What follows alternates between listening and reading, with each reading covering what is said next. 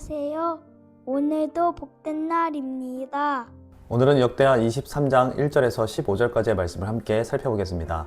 북이스라엘의 왕으로 기름 부음 받은 예후는 요람 왕, 아하시아 왕을 비롯한 아합의 집을 전부 멸합니다. 오직 아합의 딸 아달랴가 남았습니다. 아달랴는 다윗의 후손들인 왕족들을 모두 멸하고 자신이 왕의 자리에 앉습니다. 여호사밧 왕은 아합의 딸 아달랴를 며느리로 맞아들인 일이 이렇게 참담한 결과를 초래할 줄은 상상할 수도 없었을 것입니다. 하지만 하나님은 그 가운데서 요아스를 남기십니다. 인간의 실수보다 하나님의 신실하심이 비교할 수 없을 정도로 크고 놀랍습니다. 하나님의 은혜는 오늘도 이어집니다. 아달랴는 남유다의 왕의 자리에서 6년간 다스립니다. 그동안 나라를 어떻게 다스렸을까요? 아달랴의 아들들이 성전을 훼손시키고 성전 안에 있던 성물들을 바알을 위해 사용했습니다. 역대하 23장 17절을 보면 바알의 신전을 세워 백성들이 섬기게도 했습니다. 백성들에게 6년의 시간은 그야말로 암흑기였을 것입니다. 일부 백성들은 다윗의 왕권이 끊겼다, 바알이 참신이라며 바알을 섬긴 사람들도 있었을 것입니다. 하지만 신실한 하나님의 백성들은 성전이 훼손되고 하나님께 번제를 하지 못하는 상황에서도 숨어서 하나님을 예배하고 있었을 것입니다. 오늘 23장 말씀에 그와 같은 자들이 모여 다윗의 왕권을 다시 세웁니다.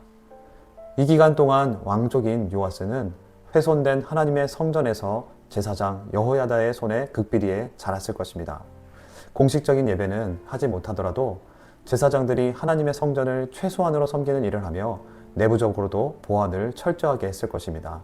그렇게 6년간 요아스는 하나님의 성전에서 자라며 제사장 여호야다에게 하나님의 율법을 배우고 하나님을 찾는 사람으로 살아가도록 가르침을 받았습니다. 이는 그가 왕위에 오른 후 여호와 보시기에 정직하게 행했다는 기록을 보면 알 수 있습니다. 이제 여호야다 제사장은 아달랴가 왕위에 오른 지 7년 해에 요아스가 왕위에 오를 때가 됐다고 판단하고 혁명을 일으킵니다. 1절입니다. 제7년에 여호야다가 용기를 내어 백부장 곧 여로함의 아들 아사랴와 여호하난의 아들 이스마엘과 오벳의 아들 아사랴와 아다야의 아들 마아세야와 시그리의 아들 엘리사밧 등과 더불어 언약을 세우매 여호야다는 남유다의 지휘관들을 불러 모읍니다. 열왕기하 11장 4절에선 여호야다가 이들에게 요아스를 보여준 것을 기록했습니다. 지휘관들은 다윗의 왕권이 끊어졌을 것이라 생각했지만 요아스를 보고 하나님께 감사와 찬송을 올려드렸을 것입니다. 백부장들은 100명 단위 부대를 통솔하는 지휘관으로서 아마도 천부장들보다는 아달랴의 눈에 덜 띄고 성전 경비와 근위대 운영을 맡기기에 적합했을 것입니다. 이들은 유다를 다니며 레위 사람들과 족장들을 모읍니다. 2절입니다. 그들이 유다를 두루 다니며 유다 모든 고을에서 레위 사람들과 이스라엘 족장들을 모아 예루살렘에 이른지라. 레위인들은 예배 질서와 성전을 섬기는 자들이며 족장들은 백성들의 대표입니다. 여호야다 제사장이 이 세 부류를 모은 것은 이 혁명이 쿠데타가 아닌 하나님의 언약에 근거한 다윗의 왕권 회복을 이루는 전략이라는 것을 말하는 것입니다. 이어지는 3절입니다. 온 회중이 하나님의 전에서 왕과 언약을 세우매 여호야다가 무리에게 이르되 여호와께서 다윗의 자손에게 대하여 말씀하신 대로 왕자가 즉위하여야 할지니. 모인 이들은 하나님의 성전에서 요아스와 언약을 세웁니다. 그리고 여호야다 제사장은 모인 무리들에게 다윗의 왕과가 남유다의 왕으로서 세워져야 함을 말씀하며 혁명의 정당성을 설명합니다. 그리고 각자에게 임무를 나눠줍니다. 4절 5절입니다. 이제 너희는 이와 같이 행하라. 너희 제사장들과 레위 사람들 곧 안식일의 당번인 자들의 3분의 1은 문을 지키고 3분의 1은 왕궁에 있고 3분의 1은 기초문에 있고 백성들은 여호와의 전 뜰에 있을지라. 안식일, 하나님의 성전에서 요아스의 대관식을 거행할 계획입니다. 한 팀은 성전의 모든 출입구를 지키고 한 팀은 왕궁 방향 접근로를 막아 혹시라도 왕궁 쪽에서 올 역습을 바깥에서 차단합니다. 한 팀은 성전과 도실에 있는 목을 지킵니다. 그리고 백성들은 성전 마당에만 모이고 건물 안쪽으로는 출입하지 말고 기다리게 합니다. 이어지는 6절에서 8절입니다. 제사장들과 수종드는 레위 사람들은 거룩한 즉 여호와의 전에 들어오려니와 그 외에 다른 사람은 들어오지 못할 것이니 모든 백성은 여호와께 지켜야 할 바를 지킬지며 레위 사람들은 각각 손에 무기를 잡고 왕을 호위하며 다른 사람이 성전에 들어오거든 죽이고 왕이 출입할 때 경호할지니라 하니 레위 사람들과 모든 유다 사람들이 제사장 여호야다가 명령한 모든 것을 준행하여 각기 수하의 안식일의 당번인 자와 안식일의 비번인 자들을 거느리고 있었으니 이는 제사장 여호야다가 비번인 자들을 보내지 아니함이더라. 성전 내부는 제사장 레위인만 출입합니다. 레위인들은 무장하고 왕을 보호합니다. 누군가 성전에 들어오는 자들이 있으면 죽이라는 명을 받았습니다. 안식일에 근무조와 비번인 자들도 모두 모아 인원을 채웠습니다. 그리고 이어지는 9절의 10절입니다. 제사장 여호야다가 하나님의 전안에 있는 다윗 왕의 창과 큰 방패와 작은 방패를 백부장들에게 주고 또 백성들에게 각각 손에 무기를 잡고 왕을 호위하되 성전 오른쪽에서부터 성전 왼쪽까지 제단과 성전 곁에 서게 하고 거사를 비밀리에 거행하기 위해 성전에 들어올 때 무기를 소지하지 않았기 때문에 여호야다는 하나님의 전에 있는 무기들을 군 지휘관들에게 주고 백성들도 무장시켜 제단과 성전에 배치합니다. 이제 이 긴장되고 삼엄한 대관식 준비가 마쳤습니다. 11절 말씀입니다. 무리가 왕자를 인도해내어 면류관을 씌우며 율법책을 주고 세워 왕으로 삼을세 여호야다와 그의 아들들이 그에게 기름을 붓고 이르기를 왕이여 만세수를 누리소서 하니라. 007 작전을 연상시킬 정도의 치밀한 계획 속에서 대관식을 거행했습니다. 이들은 왕을 세우는 과정에서도 하나님의 말씀을 철저히 지켰습니다. 성전의 질서를 지키며 제사장이 기름을 부어 왕으로 세웠습니다. 이들은 자기들의 왕을 세운 이들이 아니라 하나님 나라의 왕을 세운 것이었습니다.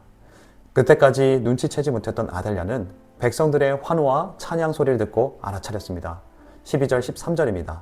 아달랴가 백성들이 뛰며 왕을 찬송하는 소리를 듣고 여호와의 전에 들어가서 백성에게 이르되 봄에 왕이 성전문 기둥 곁에 섰고 지휘관들과 나팔수들이 왕의 곁에 모셔서 있으며 그 땅의 모든 백성들이 즐거워하여 나팔을 불며 노래하는 자들은 주악하며 찬송을 인도하는지라.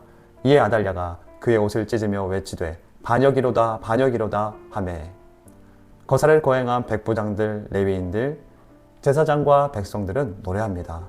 암흑의 6년이 지나 하나님께서 이 나라를 긍휼히 여기시고 회복의 은혜를 주심에 즐거워하며 악기를 연주하며 노래합니다. 이제 요아스 왕은 아직 어리지만 성전 문 옆에 준비된 단 위에서 당당히 왕으로 서 있습니다. 하지만 아달랴는 마지막 몸부림을 칩니다. 이 모습은 보좌에 앉으사 세상을 심판하실 왕으로 오실 예수님과 그동안 악을 행사하며 온 세상을 미혹했던 사단이 영원히 무적행에 갇힐 운명을 미리 보여주는 것이라 할 수 있습니다. 14절 15절입니다. 제사장 여호야다가 군대를 거느린 백부장들을 불러내어 이르되 반열 밖으로 몰아내라. 그를 따르는 자는 칼로 죽이라 하니 제사장의 이 말은 여호와의 전에서는 그를 죽이지 말라 함이라.